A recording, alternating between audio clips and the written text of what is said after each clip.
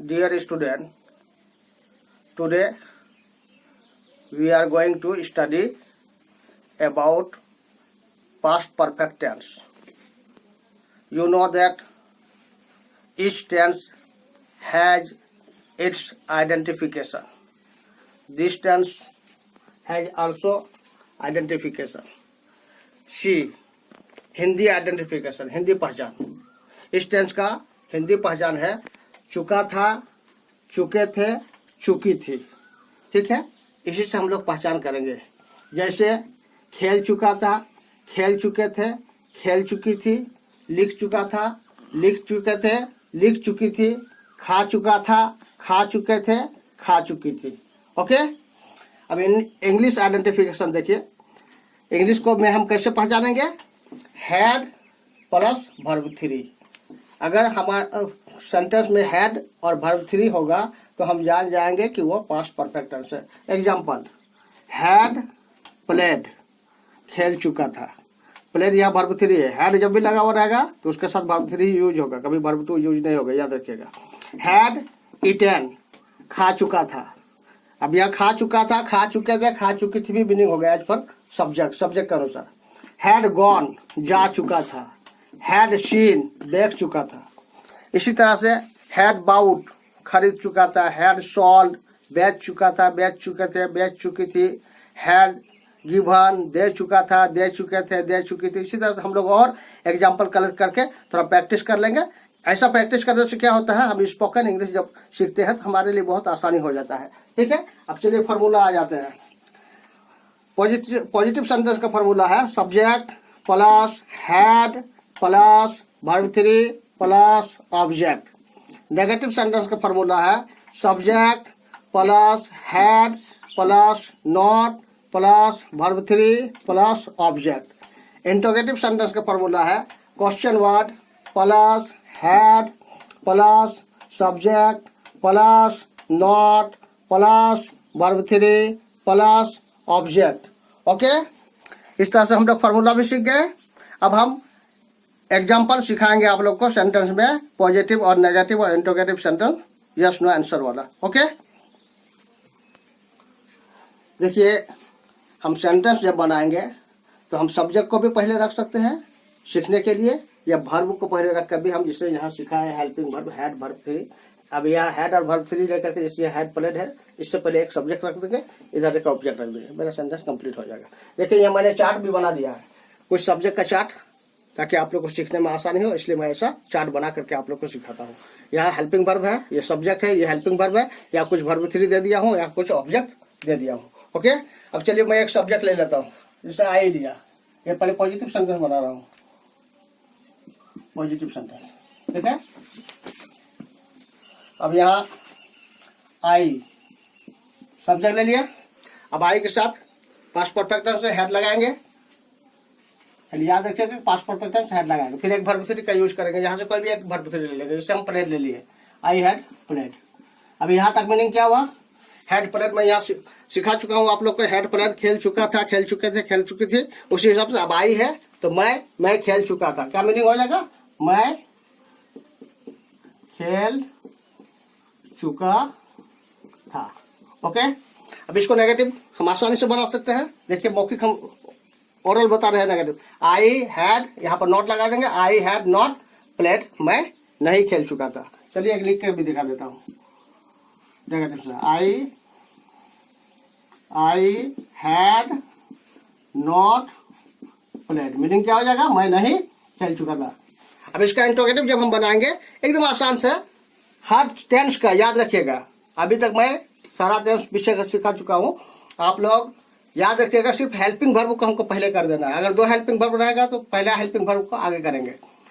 Had, ये had है, had को हम सब्जेक्ट से पहले ले आएंगे. अब इंटरोगेटिव सेंटेंस बना के दिखा दे रहा हूँ. हैड को पहले कर देते हैं तो हैड पहले कर दिया. उसके बाद सब्जेक्ट आई, हैड आई, फिर verb three played. Had I played. Meaning क्या होगा? यही मीनिंग होगा, सिर्फ क्या लगा देना है. क्या मैं खेल चुका था? क्या मैं खेल चुका था. ओके. अब देखिए जब सवाल होता है, क्वेश्चन किया जाता है तो आंसर भी आता है। दो आंसर आएगा, हैड आई प्लेड, क्या मैं खेल चुका था, तो आंसर होगा यस आई हैड प्लेड, हाँ मैं खेल चुका था, no I had not played, नहीं मैं नहीं खेल चुका था। मैं आंसर करके भी दिखा दे रहा हूँ। Answer yes I had played, meaning क्या होगा, हाँ मैं खेल चुका था। और अगर नेगेटिव आंसर करना जाएगा तो no I had not played, नहीं मैं नहीं खेल चुका था। ओके, चलिए इसके बाद अब नेक्स्ट एग्जांपल आप लोग को बताऊंगा। ओके, आपको नेक्स्ट एग्जांपल पॉजिटिव सेंटेंस कर दे रहा हूं।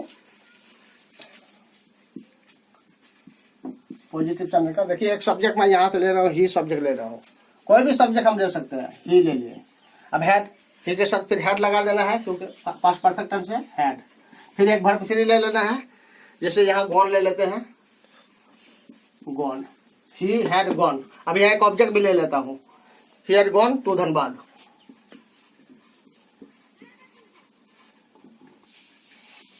ही हैड गॉन टू धनबाद। इसका मतलब पहले ही हैड गॉन, वह जा चुका था, यहाँ मीनिंग होगा ही हैड गॉन, वह जा चुका था। अब टू धनबाद, वह धनबाद जा चुका था, मीनिंग क्या हो जाएगा, वह धनबाद जा चुका था। ओके, देखिए यह subject, H be helping verb, verb three, object. Hindi में क्या होता है, सब्जेक्ट ऑब्जेक्ट और एच बी के साथ हैड प्लस वर्ब थ्री यहाँ होगा। अब हमको बनाना कैसे है, पहले इसको देना है, फिर इसको देना है, फिर इसको देना है, या ऑब्जेक्ट को बाद में रखना है। जब हिंदी से शुरू करेंगे तो सब्जेक्ट को पहले लिखेंगे, फिर जा चुका था का English had plus verb three हो जाएगा, यानी हैड प्लस गॉन हो जाएगा, फिर लास्ट में ये वाले लिखेंगे। ओके, 1 नंबर, 2 नंबर, 3 नंबर, इस तरह से बनाएंगे। ठीक है, अब नेगेटिव सेंटेंस मैं बना के नहीं दिखा रहा हूँ। He had not gone to Dhanbad, वह धनबाद नहीं जा चुका था। ही हैड नॉट, यहाँ पर नॉट लगा देना है, he had not gone to Dhanbad, वह धनबाद नहीं जा चुका था। अब इंट्रोगेटिव सेंटेंस पे आते हैं। सिर्फ क्या करेंगे, हैड को पहले कर देना, हैड ही, यही से हम पढ़ेंगे, had he gone to Dhanbad, क्या वो धनबाद जा चुका था, had he gone to Dhanbad, question mark लगा देना है, क्या मीनिंग हो जाएगा, क्या वह धनबाद जा चुका था। फिर 2 आंसर आएगा, yes he had gone to Dhanbad, वह, हाँ वह धनबाद जा चुका था। या फिर नेगेटिव अगर हम आंसर करेंगे तो no he had not gone to Dhanbad, नहीं वो धनबाद नहीं जाए। सिर्फ यहीं पर देखो पॉजिटिव का ही आंसर करना है, yes he had gone to Dhanbad, क्या स्मॉल लेटर में हो जाएगा, yes he had gone to Dhanbad, या no he had not gone to Dhanbad, gone to Dhanbad. Okay, next example. Okay, अब चलिए नेक्स्ट एग्जांपल लेते हैं। नेक्स्ट एग्जांपल जो है पॉजिटिव सेंटेंस का, हम एक सब्जेक्ट ले लेते हैं यहाँ से, जैसे दी बॉय ले लिए, सब्जेक्ट क्या ले लिए, दी बॉय, ये सब्जेक्ट हो गया दी बॉय। फिर हैड लगा देते हैं, हैड, फिर वर्ब थ्री लगा देते हैं, कोई एक वर्ब थ्री ले लेते हैं, जैसे अबाउट, फिर एक ऑब्जेक्ट ले लेते हैं, जैसे कोई भी यहाँ ऑब्जेक्ट, जैसे ए पेन,